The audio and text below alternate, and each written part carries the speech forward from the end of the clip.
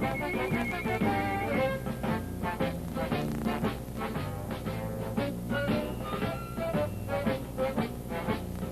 know, I've just been in Korea and I've been shot down and shot at so many times. You know, something like this just didn't kind of rolled off my back, you know. Cook Cleland, retired Navy fighter pilot, a highly decorated veteran of numerous combat missions in World War II and Korea. He was also the mastermind of and a principal player in one of the most famous and funny incidents in Navy history. It's known today simply as the Screamer. Both Cleland and Earl Cadell now live in Pensacola, Florida. Earl, himself a retired officer, spends much of his time today shooting aerial photography for a variety of clients. Earl introduces us to Ace Cook Cleland to get the full story of the legend behind the Screamer. How did that come about? I really thought it up. I was the skipper of the squadron where we did it. This was old Squadron 2, which at Softly Field, which was a formation squadron. We had about 45 instructors out there. And we decided that we would put this show on, so to speak, and we had about 65 JGs and junior officers and first lieutenants, Marine Corps lieutenants. And from that, we picked this one fellow who was tough on his students, and as we used to say, he was kind of a screamer. His name was Monty Nickel, and the way it worked, he briefed 4 NAVCADs on a routine check flight, and they all departed their briefing from the ready room, and the NAVCADs went out to climb in their airplanes, and they were met by 4 old instructors, 2 Marine majors and 2 Navy lieutenants with thousands of hours.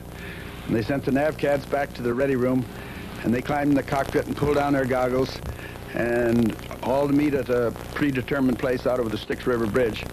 And this young instructor thought he had 4 young students with about 150 hours or something, and he never did catch on. They just terrified him. What year did this take place? 1953. You were operating formation flying out of Softly Field then. Yeah. Right. What was the ramifications of this when the instructor got back on the ground? Oh, my gosh. We were going to get a debrief for this thing. We wanted to, and so they ran these NAVCADs, which hadn't flown. They ran around the hangar 4 or 5 times with their parachute to get a sweat up to look like they'd been flying, and they brought them into the Chief of Flight's office, and they put him behind a big table on a bench, and we had a mic underneath a big sectional map when we were going to get the debrief.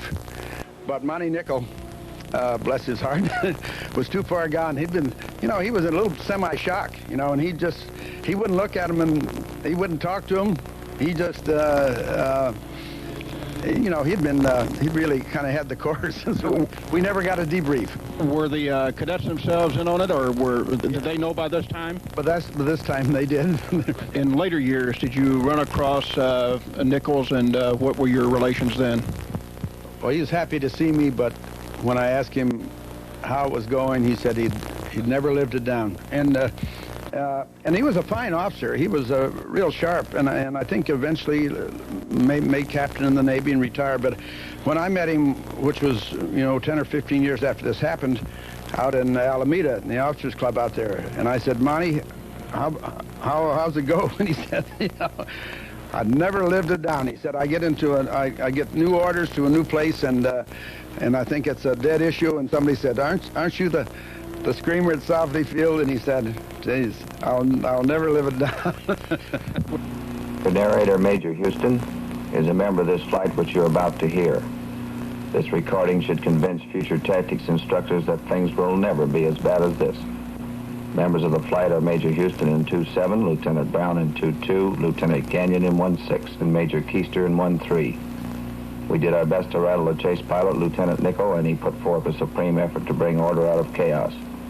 The entire flight was characterized by extremely erratic flying, improper hand signals, altitudes, and poor radio reception, which was all deliberate. The assigned altitude is 4,000 feet. The scene opens with the 4 instructors joined up, using channel 5 like a public telephone. Listen. Do you read me okay? This is 2-2. You were not very loud. I guess it'll be okay. Check your wheels, see if they're all the way up. Just break up and make another regional rendezvous while we're waiting. 30 days. The chase pilot arrives and finds the situation abnormal already. 27, how are you going to make a 30-degree echelon turn with the balance formation?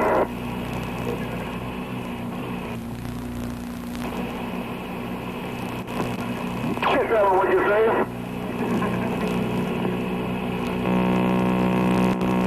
I say, how are you going to make a 30-degree bank echelon turn with a balance formation? Your initial turn, you're supposed to start your sequence in echelon. Yes, sir. Get him in there. Lieutenant Nichol gets the initial radio check, and the instructors nod their heads and aircraft simultaneously. 1-3, if you read, nod your head. 1-3, if you read, nod your head. 1-6, if you read, nod your head. Nod your head, 1-6. 2-2, if you read, nod your head. Victor 2-2, if you read, nod your head. That's it. Really nod your head. 1-3, if you read, nod your head. That's a boy. 3-2-7, start it out. The leader increases to 60 degrees of bank instead of 30 degrees while losing altitude. Get the hell on the ball and let's have some parade turns. Look at the bank you're in.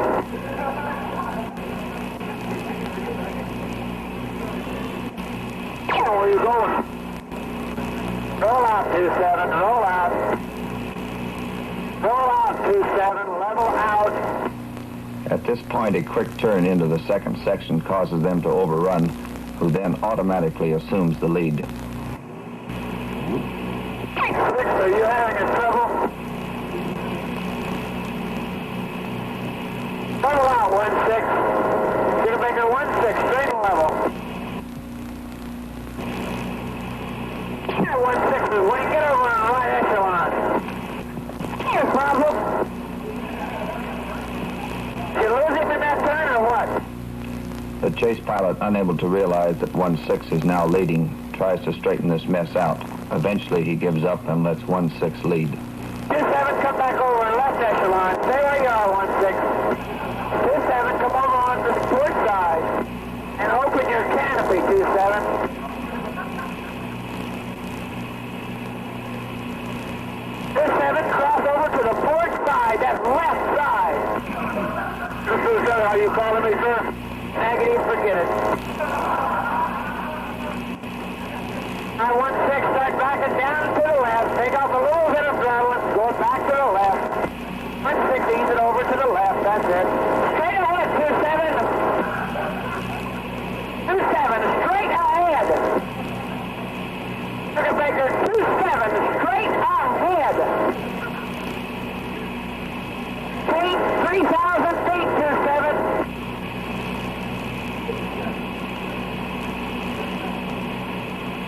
All right, 1-6, level it out then. Level it out, 1-6, climb back to 3,000 feet.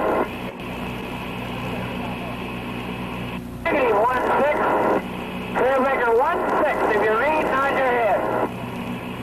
If you read 1-6, nod your head. Nod your head! Okay. Take the flight home. Return to Softly Field, 1-6. Return to Softly Field. Go home. Nod your head to acknowledge. Nod your head to acknowledge. Okay. 1-6 puts the flight in free cruise and enters a graveyard spiral, descending rapidly.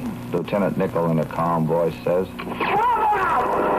Now turn over towards the bridge and for Christ's sake, look at your altitude! Turn over to the right, towards the bridge. Get over there in a hurry. I'm tired of this shit. Now get on over there. Turn right. Instructor using profanity self, yeah? One thing that terrified him was when it was in echelon, and when you break away, you just go like that. You just peel off, which is a nice way, but they break into the echelon, which is a no-no, up and over, and it's a very terrifying. You got to make sure that you clear them, and only the Blue Angels do it, and only after practicing a lot, and they don't even do that anymore, I don't think. Level off and pass the lead. Level off at 2,000 feet, 1-6.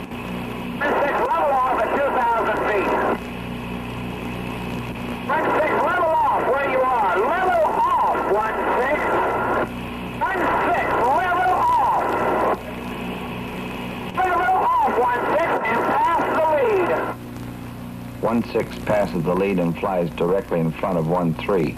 The hairy lead pass finally completed. The flight disposition is now 1-3, 2-7, 2-2, and 1-6. 1-3, turn to the right. Turn to the right, 1-3. Studebaker, 1-3, turn to the right. Turn to the right, 1-3. Right, 1-3, turn to the right. 1-3, turn to the right. Get away from 1-6. Studebaker, 1-3. If you read, nod your head. Straight and level on a heading of east. On a heading of east. Straight and level. Stern straight and level, 1-3. Straight and level. Level your wings, 1-3. Level your wings. Right echelon. Right echelon, 2-2. Right echelon, 2-2. Move him over to the right, 1-3. And so many times that he's tried to get people to level their wings, what they're doing is in a graveyard spiral, going down. See, and he's and always level the wings. Also, the lead change terrified him when the two of them fought one over the top, which one was going to lead. All these are hairy things, you know. Well, when they were changing leads, did one go over the top of the other one, or below? Yeah, and fought for the yeah. At this point, 1-3 is trying to pass the lead while the chase pilot is trying to assume the lead. However, the flight continues to turn into and away from the chase pilot. Negative. Negative. I have the lead, 1-3. I have the lead. You know, he tried to take the lead, and they wouldn't give it to him. They wouldn't follow him. Right, so now, It was frustrated him no end. so all 5 airplanes are really trying to get the lead, or trying to keep it from somebody else. Yes, and as you know, they come up on the radio once in a while, you know, and he's so happy when somebody answers him that he tries to get him out in front where he can direct them, see. 7, stay on the right side. 2-7, stay on the right side. 1-3, do you read me? 1-3, do you read? Do you understand what I am saying? There's the formation and go home. I read you, but not very loud, 1-8-3. 2-7, do you read me? I want the lead. 1-8-3 is taking the lead. It's your formation in echelon. It's your formation in echelon. Give him the other hand so he'll know which one. 1-3 finally passes the lead to 2-7 against Lieutenant Nichols' wishes. Negative, 1-3. Negative. Negative, 1-3. I want you to go. 2-7, do you read me? Yes, do you read? Do you read 2-7? Studebaker, 2-7, do you read? The fella who really that really frustrated him was old number 27. That was Sam Houston, you know, and these fellas would pretend, of course, all the time that their radios would come and go, and that really he just couldn't get through to them, you know, but Sam Houston also did the helped out on the tape, as he talks about it. Kind of interesting enough, Sam is retired from the Marine Corps, and he called me up a couple of years ago. He's a chef in California. He's a gourmet chef at a prison. Well, how about He that? gets $1.38 a day to feed his prisoners, and then he's very famous in California. Studebaker, 2-2, do you read me? I can read you loud and clear, sir. Thank God. Lieutenant Nichols, relieved that someone hears him 5x5, is contemplating getting the lead pass somehow to 2-2. However, 2-7 has the flight in left echelon and gives the signal for carrier breakup and rendezvous. Everyone breaks into the echelon. Don't do that! Don't do that! No, 2-7, no! No, 2-2, no!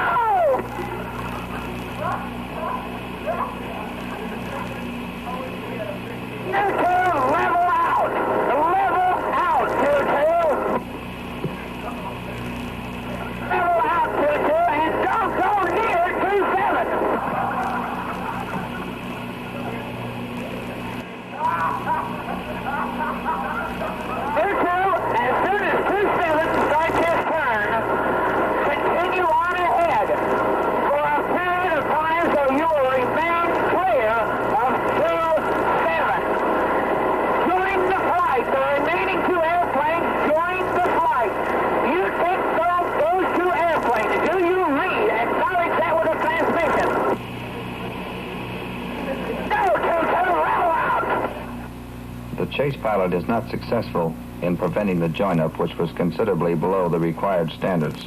The flight disposition is now 27, 16, 22, and 13. Keep waiting on this channel that reads me. Please come up. This is Sugar Baker 183. 183, this is Sugar Baker 38. Go ahead. This is position 38. I'm over to the Gulf about a mile and a half out. Can you get over here just over the Six River Bridge? I'm going to give some flight time. I got an ETA to make it Mobile. Can I help you? I've got 4 pilots up here, 4 student pilots that have completely lost their minds. None of them can read me well enough to know what's going on.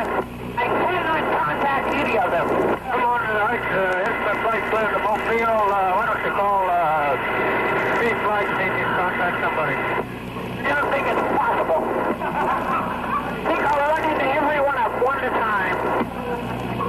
That was some fella across country going to Mobile. He just happened to be on that frequency and asked for help. Yeah, and that was not planned. No, that was... No. Thanks a lot, Dave, anyhow. 183, this is Sugar Baker 13. I'll read you now. On channel 5, over. Thank you, 13. The chase pilot in desperation tries to get 13, the number 4 man, to assume the lead. However, 27 continues to make turns to the left as 13 gets a beam of him. Eventually, he passes the lead and at times flies directly over 13 and fights with 13 over the lead pass.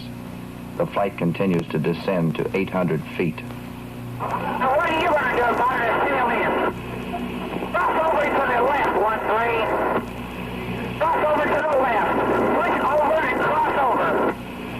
Come over here to the left, 13. Way over to the left. Way over to the left.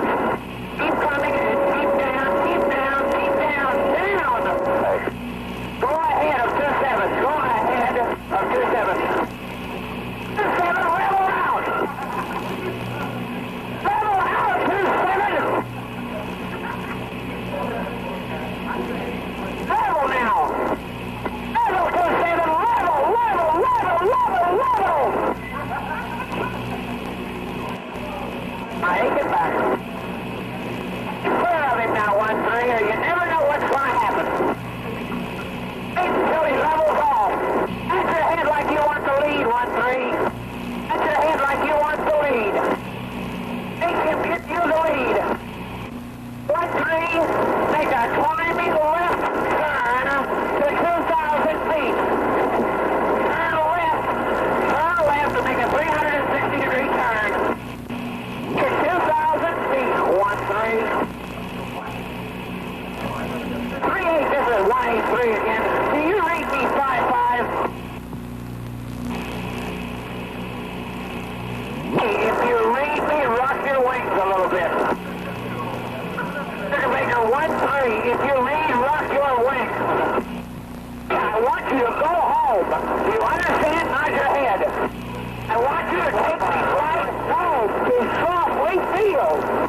Sugar Baker 183, this is 13. I understand you say take them home. Can you tell me where the field is, over? 180 degrees behind you. Turn right or left, 180 degrees. Yeah, I want you to descend back to 2,000 feet. Descend to 2,000 feet gradually. Watch your rate of turn. Don't go too steep of turn. Watch your rate of turn. Easy, 2 and 3. You've got 3 scared chickens on you. Easy, nice and slow. Continue your turn. The bridge is just to your left. The Six River Bridge is just to your left. The Styx River Bridge. The Styx River Bridge. Which is kind of a turning point as you come into Softly Field. It's kind of a... So this was a landmark that they were using for various places. And was there other traffic involved while this was going on? All planes all over, yes. But they were all on those other 3 frequencies. We'll level out now, 13. Level out. Level your wings. Level your wings, 13.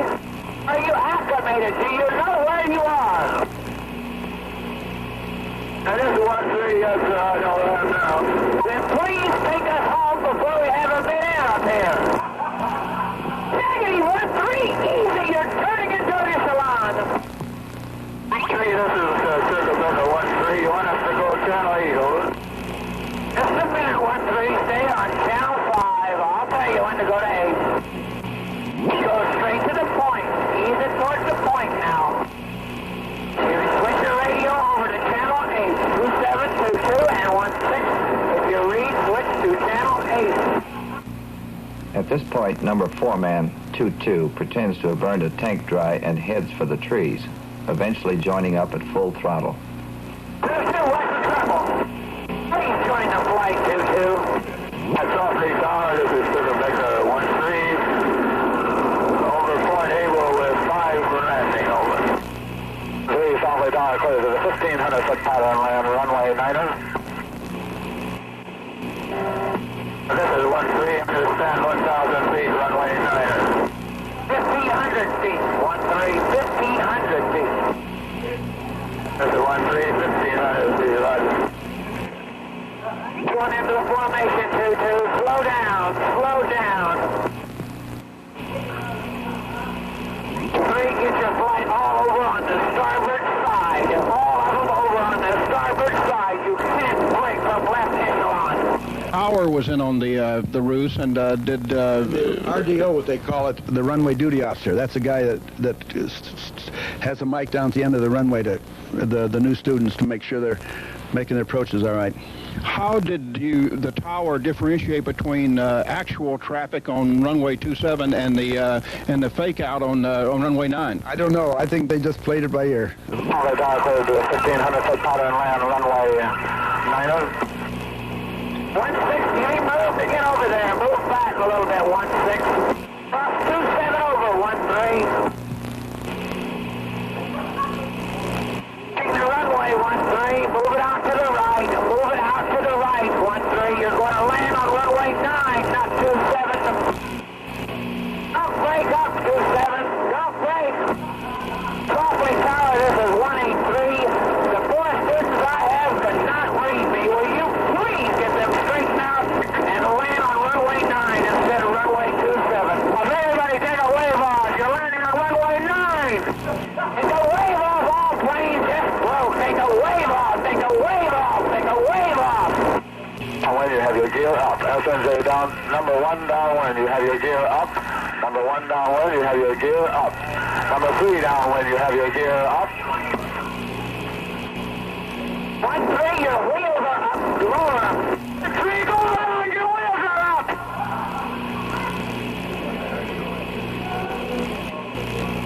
This is Santa Cruz, take a wave off. This is Santa Cruz, take a wave off. This is Chickabaker 183. Do you read me loud and clear? I got you 183. That was 1-3 wheels up approach. You made a wrong break. We got him. If there's any way that you can, will you please shoot him down? All 4 of them. We're shooting down with a very pistol, next trip. 93 coming into the break. I'll try and stay up here and get him down. Okay, 183, this is the RDO. Again, RDO, get ready. I'm sure glad we didn't have an accident or anything, because it would have been an awful thing to try and explain. How would you have explained it? Impossible. That's when, you know, you get a well done if it works, and if you don't, you get court-martialed. I understand. The Naval Aviation Museum Foundation magazine, the fall 1987 issue, has a watercolor of your aircraft downing a Japanese aircraft during World War II, and a story here about you and your career. Cook, could you give us a little thumbnail sketch of, start off with World War II. How did you get into the Navy? I came down here as a nav cad. Into here in Pensacola? Yeah, before the war, about a year before. I always wanted to be a Navy flyer. Started out in St. Louis at E-base. I had the same washerwoman as Lindbergh had. I figured I was launched. Some old German washerwoman lady. And then I came to Pensacola, and when I became a dive bomber pilot, and on the old Wasp, went over to after the Von Tirpitz, the German battleship over there in the Atlantic Fleet, and we hadn't any more got after her than the old X was sunk in the Battle of Coral Sea, and they brought us around through the canal and out to the west coast, and we went into Guadalcanal on the original landings out there, August 6, 1942. And what was your first aviation engagement with the Japanese? Right there. And I shot at a Nakajima 97, which was a Japanese airplane with floats on it. But we didn't last too long. We got sunk at Guadalcanal. Our ship did. I was on the Wasp. Went swimming for about 4.5 hours. And then from the Wasp, where did you go? I went on the Lexington. It was brand new. This Lexington right here that's in Pensacola.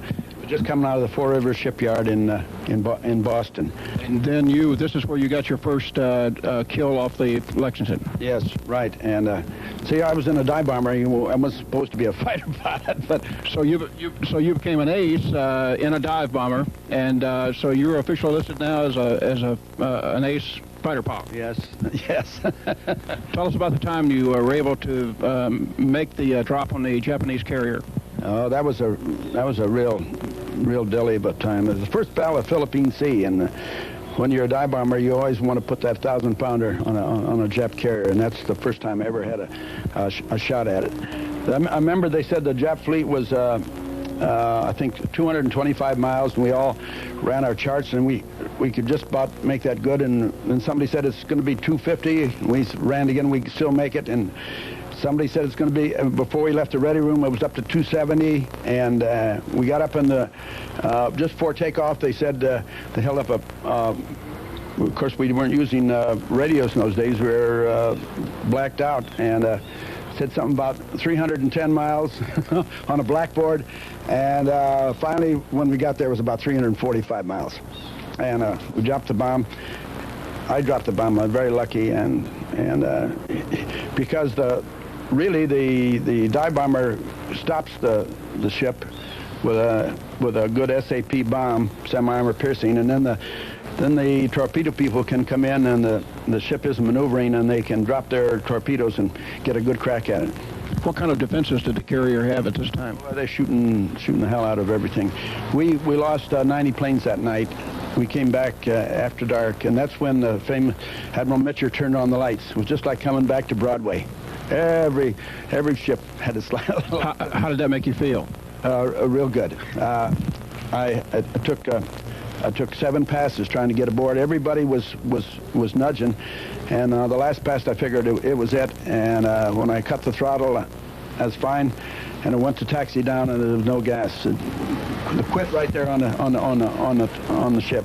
And during World War II, you had 4 more kills during the war. You want to make any kind of statement about those? No, it was pretty damn exciting.